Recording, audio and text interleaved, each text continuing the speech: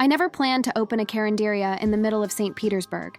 If you had told me 5 years ago that I would spend my mornings chopping onions for adobo and my nights stirring a giant pot of sinigang while snow hammered against the windows, I would have laughed and told you were dreaming. But life has a funny way of pulling you toward the last thing you expected, and sometimes toward the place your heart secretly needed the most. It all began the year I turned 32, when everything in my life felt frozen, including me. I had a stable office job, a small but neat apartment, and a predictable routine that made no room for surprises. The problem was simple, but I couldn't admit it until much later. I was lonely. My days were filled with quiet commutes, polite conversations, and empty evenings. Russia can be cold even during summer if your heart feels equally frostbitten. Then a sudden business trip changed everything. My company sent me to Manila to evaluate a partner firm. I didn't even want to go at first. I imagined chaos, heat, and noise. Instead, I found kindness, color, and warmth. So much warmth that it felt like standing inside a sunrise. Manila was my introduction, but the province changed me.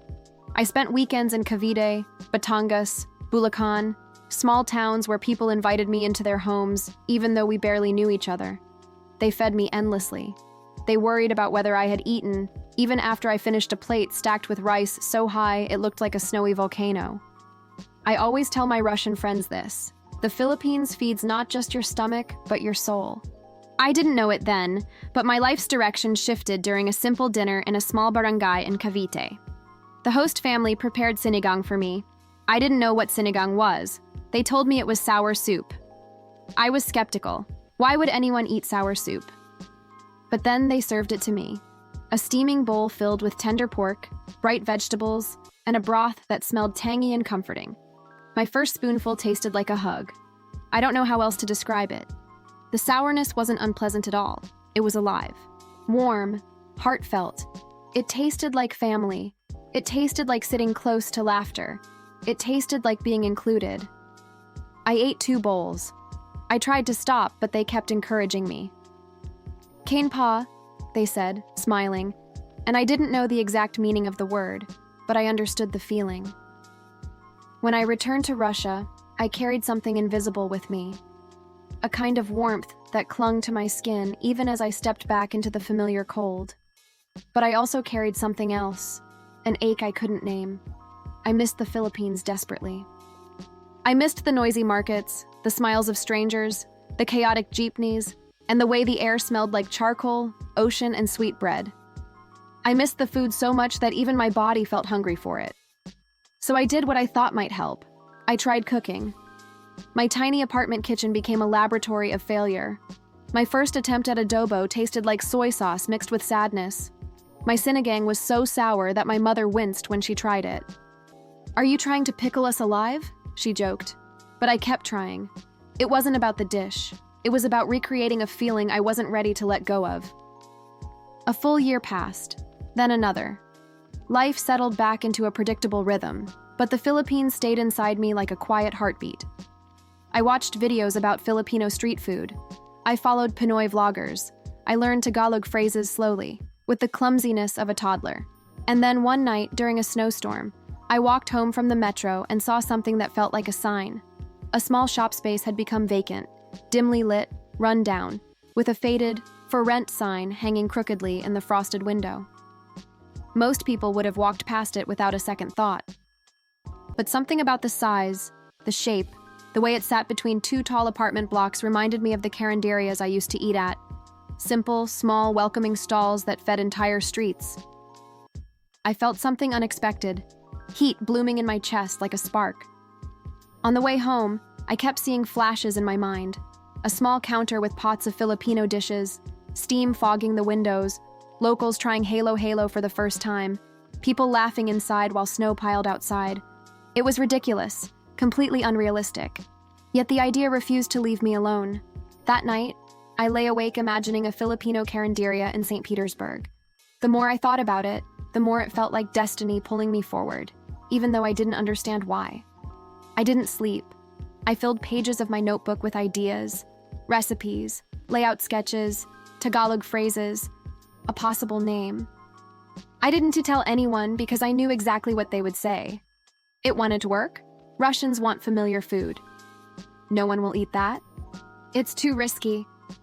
You don't know enough. Maybe all those things were true. But there was something more powerful than logic growing inside me. The memory of warmth, of belonging, of being welcomed by strangers 9,000 kilometers away. For the first time in years, I felt alive. The next morning, I called the number on the rental sign. The landlady's voice was stern and exhausted. Clearly, she had spoken to many dreamers before me. "What do you want to open?" she asked. And when I told her, a Filipino Carinderia, there was a long, heavy pause. "A cafe?" she said slowly. "No," I replied. "A simple eatery. Filipino rice meals, soups, and stews." Another silence. "I've never heard of Filipino food," she admitted. "Is it edible?" I laughed. "Only the best comfort food in the world." She snorted softly, almost amused. "Fine, come see it tomorrow." I spent the whole night thinking she would reject me, or the cost would be impossible, or I would lose my courage. But when I walked into the empty shop the next morning, something inside me settled, as if it recognized the space before my feet even stepped in. It smelled like cold concrete and dust. The fluorescent lights flickered weakly. The floor tiles were cracked in places. But I stood in the center and whispered, "This is it." I could feel the life that would fill it. The landlady stared at me for a long time, then finally said, "You look like someone who won't give up." I still don't know what she saw in me that day. Maybe the truth is that people can see when someone carries a dream that's been waiting too long. We signed the papers. My hands shook as I wrote my name. By lunchtime, the fear arrived. Not normal fear, paralyzing fear. What was I thinking? I wasn't a chef. I wasn't Filipino. I wasn't even sure I could make decent sinigang. And yet, something stronger than fear whispered, "Try." The renovation took 2 months. I painted the walls warm yellow like the sunset in Manila Bay. I hung decorations inspired by Filipino sari-sari stores. I played OPM songs on a tiny speaker as I worked. Every day, neighbors peeked inside curiously, asking what the shop would be. "Carinderia," I told them proudly. Most of them smiled politely, but clearly had no idea what that meant. I spent nights perfecting my dishes. I joined Filipino community groups on social media, asking questions and receiving advice from strangers who were more supportive than I deserved. One OFW in Moscow named Ate Marilu sent me her adobo recipe with the message, "Cook with love, not fear." I practiced it until my kitchen smelled like home. Well, like the home I found in the Philippines. Opening day came with snow falling heavily, the kind that makes people want to stay indoors. I worried no one would come. I worried everything would go wrong. I worried that I had made the biggest mistake of my life. But 30 minutes before opening, the door swung open and in walked a Filipino family, the Cruz family from the local community. The mother held a bouquet of flowers. The father carried a small Philippine flag. Their 2 children looked excited. "We came early to support," she said warmly. "We want to be your first customers." I almost cried. I served them adobo, sinigang, and lumpia. They told me it tasted like home. Not perfect yet, they admitted, but full of effort and love. That meant more to me than any review. After they left, I took a deep breath and opened the door to the public. For 10 minutes, no one entered. Then the first Russian customer came in. A middle-aged man with a heavy winter coat, cheeks red from the cold. He pointed to the sinigang, confused. "Soup?" he asked. "Sour soup," I explained nervously. "Pork, vegetables, warm, comforting." He frowned, hesitated, then shrugged. "Give me one." I served him quickly. He sat down, took a spoonful, paused, and then nodded slowly with a thoughtful expression. Then he finished the entire bowl and ordered another. Word traveled faster than I expected. Neighbors returned bringing friends. Students came in for cheap rice meals. People curious about Filipino food lined up outside during lunchtime. Locals loved the warmth, the flavors, the friendliness, the feeling of stepping into a small place that felt like a big family. One evening, a group of Russians sat together laughing loudly, while a group of Filipinos chatted beside them, and I realized something beautiful was happening. They were blending, cultures mixing inside a tiny yellow-painted store. My dream wasn't just feeding people, it was connecting them. Winter deepened, and snow piled as high as my windowsill, but inside, the Carinderia was filled with warmth. Steam fogged the glass. Spices scented the air. People smiled, shared tables, and even started saying "kain tayo" after hearing me say it so often. One night, as I prepared another pot of sinigang, I saw a Filipino student video calling her mother, showing her the food and saying, "Look, Ma, it's like we're back home." The mother cried. I cried. Even the student cried. That's when I realized something important. I didn't open the Carinderia to bring the Philippines to Russia. I opened it to bring the feeling of home to anyone who needed it. And maybe, deep inside, to rebuild my own sense of home too. But I had no idea that the real test, the one that would change everything, was coming soon. Something that would challenge me in ways I never expected, bringing both heartbreak and joy, loss and discovery. And it all began with a snowstorm. A snowstorm that would change my life forever. The snowstorm that changed everything arrived without warning. The forecast said light snow, but by late afternoon the sky turned the color of steel, and by evening the wind howled like a living creature. Flakes punched sideways against the windows of my small Carinderia, and the street outside slowly disappeared under a blanket of white. Inside, however, the warmth was almost magical. The air was thick with the smell of simmering chicken adobo and freshly fried lumpia. My yellow-painted walls glowed softly under the lights. Customers huddled together, laughing, and I felt proud, almost protective of the tiny world I had built. But as the wind grew harsher, people began going home early. By 7 p.m., only 2 customers remained, an elderly Russian man named Yuri, who came every Tuesday for sinigang, and a Filipino nurse named Jessa, who worked night shifts at a hospital nearby. "Ma'am, should you close early?" Jessa asked as she zipped up her jacket. "The snow is getting dangerous." "I will," I said, just finishing cleaning.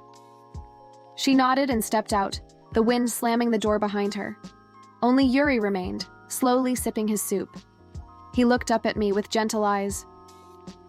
"You should go home soon," he said softly. "Storm like this? Not safe." I smiled at him. "I live just 2 blocks away. I'll be fine." He nodded, finished the last spoonful, and stood. "Your food reminds me of my late wife," he said suddenly. "Warm, simple, made with love." His words hit me harder than the cold outside. Before I could reply, he gently tapped the table with his finger. "See you next week," he said, and left. I cleaned quickly, wiped down the counters, and turned off the lights. By the time I stepped outside, the street looked like a white desert. The wind whipped my hair, stinging my face. I locked the door, whispered, "See you tomorrow," and started walking. But the snow was knee-deep, and the wind pushed me sideways. Halfway home, I slipped. My knee hit the icy ground hard. Pain shot through me, sharp and sudden. I tried to stand but couldn't. The cold soaked through my clothes. Fear crept in as the wind roared louder. I shouted for help, but the sound vanished into the storm. My hands trembled. My breath grew thin. For a moment, I wondered if this tiny dream, my Carinderia, my warmth, my second home, would end with me freezing just a few meters away from it. Then, through the blizzard, I saw a light. A flashlight. A silhouette approaching quickly. "Are you okay?" The voice was unmistakably Filipino. Warm, concerned, urgent. I could barely see the man's face, but his hands were steady as he helped me stand.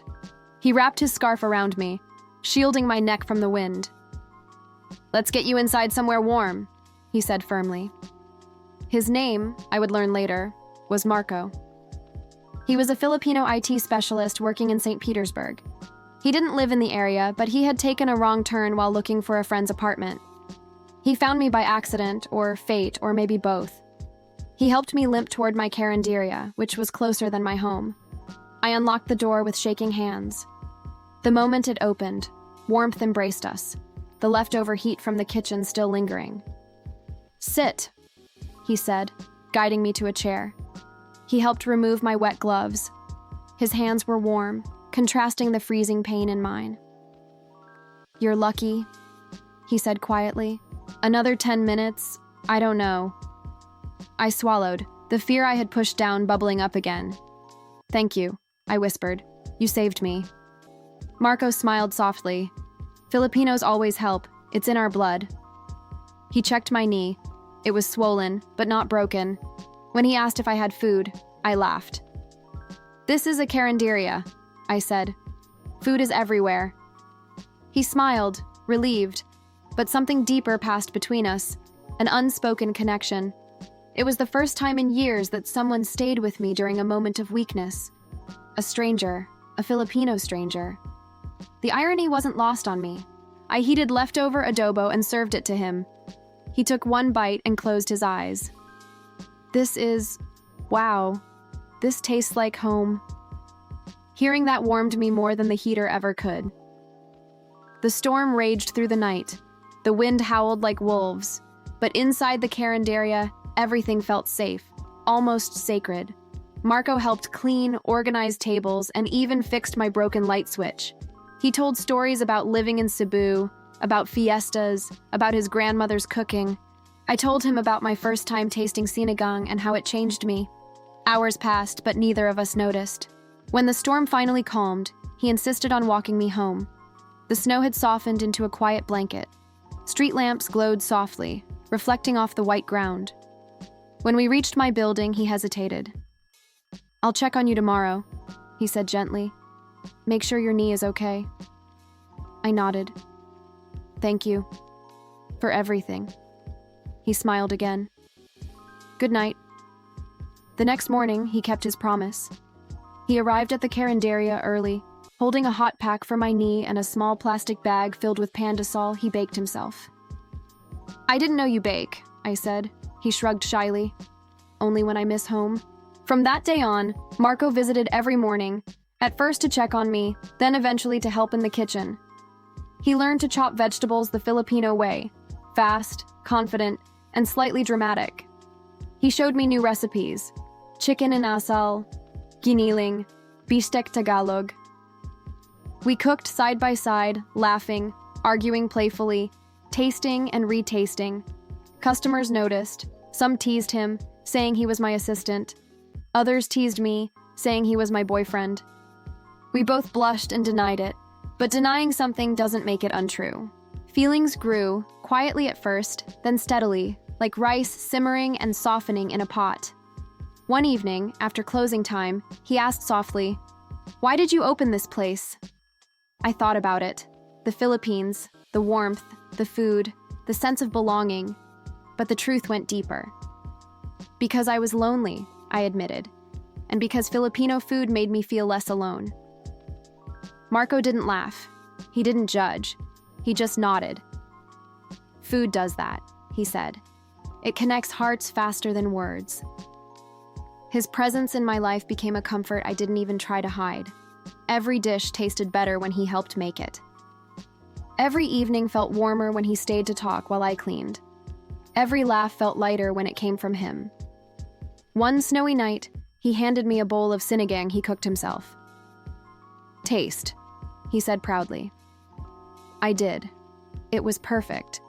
Tender pork, the exact balance of sourness, the warmth that spreads from the tongue to the heart. "This tastes like home," I said softly. Marco looked at me with gentle eyes. "That's because I made it for you," he said. Something inside me broke open, like ice cracking under the first touch of spring. I didn't say anything. I only smiled, and he looked away shyly. The next weeks were some of the happiest of my life. Business grew. Customers lined up even in freezing weather. People took photos of sinigang steaming in the snow, turning it into a trend. Local blogs featured my Carinderia as the warmest place in Saint Petersburg. Some days I could barely keep up with orders. But life, even when beautiful, always brings challenges. One morning, Yuri, the elderly man who loved sinigang, didn't show up. Tuesday came and went. Thursday too. I worried. I tried calling him, but the number didn't work. A week passed, then two. I wondered if I should go to his apartment, but I didn't know where he lived. One bitterly cold evening, the door opened, and two young women entered, his daughters. Their eyes were red, swollen from crying. I already knew. One daughter stepped forward. "Our father passed away last week," she said softly. "We found receipts from this place in his pocket. He came here often, yes?" I felt a sharp ache in my chest. "He was a dear customer," I whispered. "A good man." "He loved your soup," the daughter said, tears falling. "He told us it reminded him of our mother. We wanted to tell you. Thank you. You gave him joy." I cried with them. We sat at a table, holding hands, sharing silence. They asked if they could order sinigang in his memory. I served it with shaking hands.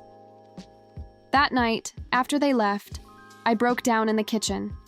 Marco found me, held me gently, and whispered, "He found warmth here. That's what matters." But grief didn't pass quickly. For days, the Carinderia felt quieter, emptier. I kept expecting to see Yuri walk in, smiling shyly, asking for the usual. Then one morning, a delivery arrived, a large wooden box. Inside was a beautiful carved sign with my Carinderia's name, Kain Tayo, Saint Petersburg, made by Yuri's daughters. A note said, "Thank you for being his warmth in winter." I cried again, but this time the tears healed instead of hurting. The Carinderia grew even more popular afterward. People felt the story. They felt the love. They felt the heart behind every dish. It wasn't just a restaurant anymore. It became a symbol of connection, of home, of shared humanity in a cold world. One spring afternoon, Marco and I were cleaning after lunch rush when he suddenly said, "I need to tell you something." I froze. His tone was serious. "I'm thinking about going back to the Philippines," he said quietly. My world tilted. "Why?" He sighed. "My mother is sick. She keeps saying she's fine, but my sister says otherwise. I need to be there." I nodded, throat tight. "Of course. You should go." He looked at me with eyes full of sadness. "I don't want to leave you, but I don't want to regret not being there for her too." Tears pricked my eyes, but I forced myself to smile. "Family comes first, always." He stepped closer. "I will come back," he said. "I promise." We stood there, the smell of garlic and soy sauce in the air, the spring sunlight filtering through the windows, our hearts caught between joy and grief. He left 2 weeks later. The day he boarded the plane, I stood at the airport with a lump in my throat. He hugged me long and tight, longer than friends usually do. "Wait for me," he whispered. "I will," I whispered back. When he disappeared into the crowd, I felt a coldness I hadn't felt since before the Philippines entered my life. Days passed, then weeks. The Carinderia stayed busy, but without him there was an empty space that no customer, no dish, no busy lunch hour could fill. We messaged daily, but it wasn't the same. Then one morning, 5 months after he left, I heard the door chime while I prepared sinigang. I didn't look up at first. I was too focused on the broth. But then a familiar voice said softly, "Your sinigang smells different when I'm not here, you know?" I froze. I turned. There he was, Marco, standing in the doorway, a suitcase beside him, a smile on his face that said everything. He had come back.